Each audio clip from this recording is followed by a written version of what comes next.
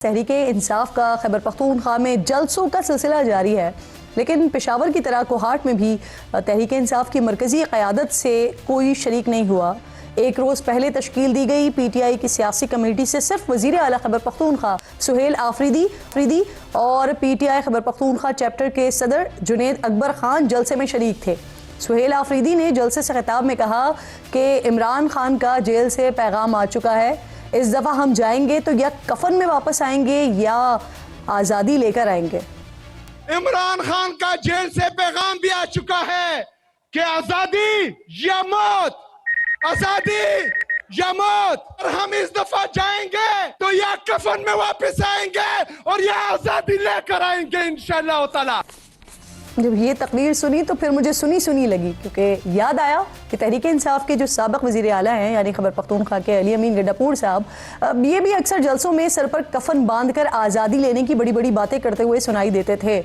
याद कीजिए, final call होगी और ये फाइनल कॉल ऐसे होगी कि मेरे ख्याल में अब सर पे कफन बांध के हम निकलेंगे। इस दफा इंशाअल्लाह जो फैसला गुंजान के लिए हम निकलेंगे तो अपने घरों में हम बता के निकलेंगे। अगर हम वापस ना आए तो बस ठीक है, फिर हमारे जनाजे पढ़ लेना। लेकिन फिर जब कोई एहतजाज होता था तो कफन और आज़ादी तो बड़ी दूर की बात, खुद अली अमीन गड्डापुर भी कहीं दिखाई नहीं देते थे, बल्कि 12 ज़िले क्रॉस करना तो याद है सबको। अब नए वज़ीर आला खैबर पख्तूनख्वा ये भी ऐसी ही बातें कर रहे हैं। लेकिन नाज़रीन, यहाँ पर दिलचस्प बात ये थी कि वही सुहेल आफरीदी जो कफन और आज़ादी की जोशीली तकरीर कर रहे थे, दूसरे ही लम्हे वो डी चौक जाने की जिम्मेदारी अपने सर से उतार कर अल्लामा राजा नासिर अब्बास और महमूद अचकज़ई पलते हुए दिखाई दे रहे थे।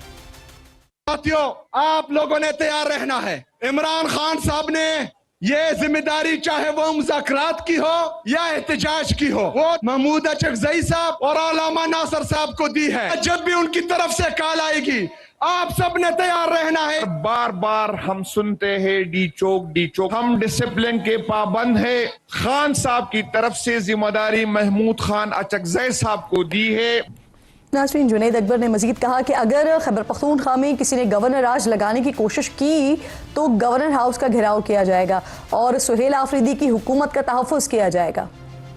सुहेल आफरीदी की हुकूमत का हमने तहफ़्फ़ुज़ करना है। जिस दिन किसी ने ये कोशिश की गवर्नर राज की, रात हो या दिन हो, आपने गवर्नर हाउस का घेराव करना है। ये सूबाई हुकूमत किसी ने हमें खैरात में नहीं दी। खैबर पख्तूनख्वा में गवर्नर राज लग रहा है या नहीं लग रहा है इसका फ़िलहाल तो नहीं पता, लेकिन वज़ीर मुमलिकत अकील मलिक, इनके मुताबिक अडियाला से बानी PTI की किसी और जेल मुंतकली पर गौर ज़रूर हो रहा है।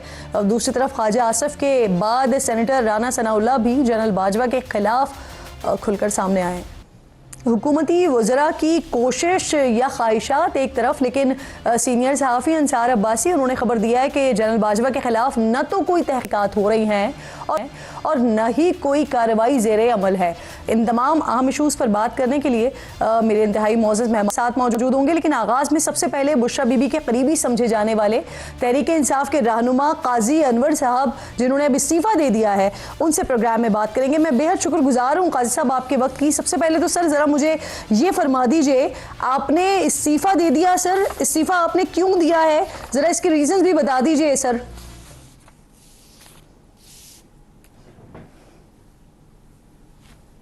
देखें, जहाँ तक इमरान खान की जात का तो सवाल है, वो मेरी इज्जत करते थे, इज्जत करते हैं।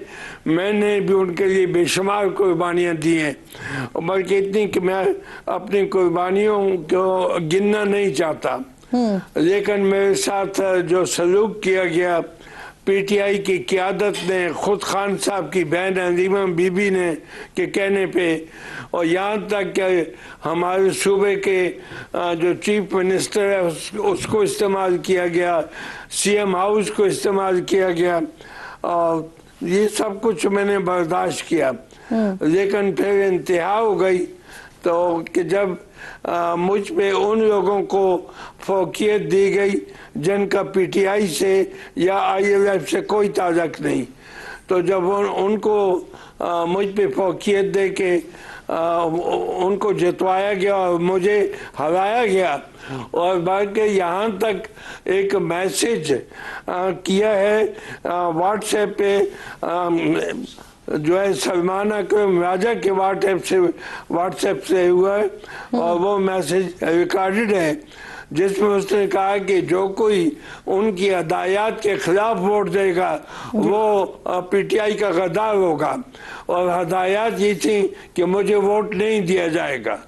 तो इसके बाद मेरे लिए फिर क्या रह जाता है जब मुझे पीटीआई की क़यादत देके दे दे तो मैं बाइज़्ज़त तौर पे एक साइड को गया। बस साहब आप कह रहे हैं कि आपको ज़हनी अजियत दी गई, आपको बेइज्जत किया गया। सलमान अकरम राजा साहब के व्हाट्सएप मैसेज का तो आप तस्करा कर रहे हैं, लेकिन अलीमा खानम साहिबा का क्या किरदार है इसमें सर?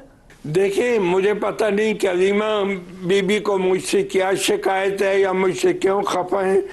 मेरा इतना कसूर ज़रूर है कि इमरान खान की बीबी बुशरा बीबी जो हैं वो मुझे अपना भाई कहती हैं और मैं उनको अपनी बहन कहता हूँ। और वो बहन इस हद तक मुझे अजीज़ थी कि जब वो पेशावर में आई थी दरमियान में तो मैं उनका ये खुद बहुत परहेज़गार खातून है, लेकिन मुझे कहती थी कि तुम अपना दम किया हुआ पानी मुझे दिया करो। तो मैं उनके लिए ताजत के वक़्त पानी दम करता था और सुबह जाके उनको बोतल पहुंचाता था खुद, क्योंकि वो कहती थी कि कुरान की तिलावत करके आप पानी दम करके मुझे दिया करें। तो मैं कुरान की तिलावत ताजत में करता हूँ और वो मैं ताजत के वक्त करके उनके लिए पानी दम करता था। तो उनको शायद एक शिकायत ये भी होगी कि बुशरा बीवी को मैं बहन कहता हूँ। सही। अच्छा काजी साहब, आपके इस्तीफे की क्या एक वजह जो पाकिस्तान तहरीक इंसाफ की मज़ामत की पॉलिसी है या जो फौज के खिलाफ उनकी पॉलिसी है, ये भी एक रीज़न है आपके इस्तीफे की सर?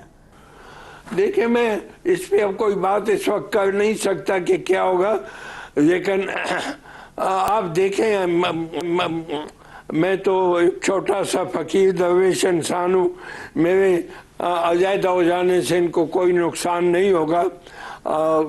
और मुझे खुद दुख हुआ है कि इतनी एसोसिएशन इतनी कुर्बानियों के बाद जो है जब मुझे देखे पार्टी से निकाला जा रहा है तो मैंने कहा मैं खुद ही निकल जाऊं। अच्छा सर, जो नई सियासी कमेटी का कल क़याम हुआ है उस पर पाकिस्तान तहरीक इंसाफ के दीगर रहनुमा बड़े इल्जामात लगा रहे हैं कि ये सब सलमान अकरम राजा साहब ने किया है।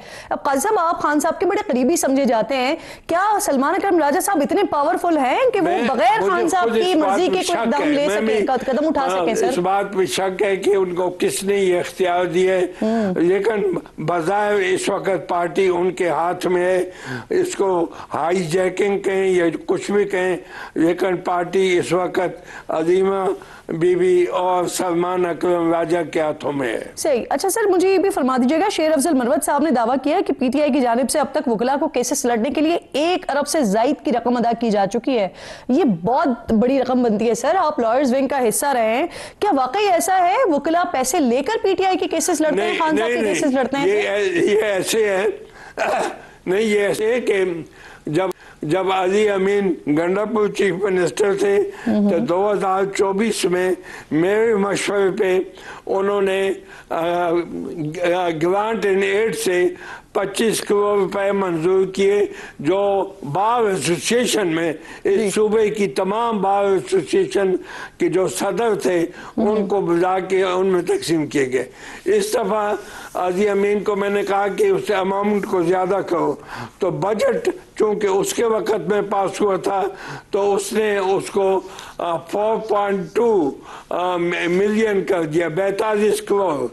और 42 करोड़ की जो तकसीम थी वो बार एसोसिएशन में होनी थी, किसी वकील को नहीं, किसी वकीलों की दूसरी तंजीमों को नहीं, ILF को नहीं, जो भी बार एसोसिएशन है कि उनके सदरों को पैसे दिए जाएं ताकि वकीलों के लिए बार रूम को अच्छा किया जाए, उनकी लाइब्रेरी को अपडेट किया जाए, वहाँ कंप्यूटर रखे जाएं। तो इसके लिए 42 करोड़ से मंजूर उसने किए थे, तकसीम मौजूदा चीफ मिनिस्टर काजी साहब, मैं आपसे पूछ रही हूँ कि खान साहब के केसेस जो लड़ते हैं पार्टी के अपने वकला, वो उनको भी पैसे दिए जाते हैं क्या, फी दी जाती है उनको? मुझे ये पता नहीं है क्योंकि मैंने ये सुना था कि जहाँ तक इमरान खान की केसेस का ताल्लुक है उनके जो वकला थे उनको फीसें दी जाती हैं। अब ये फीसें अब कौन देता है, कहाँ से देता है, उसका मुझे नहीं पता, लेकिन शुरू का मुझे पता था कि बशमूल सलमान राजा और दूसरे उन सब ने फीसें वसूल की थी।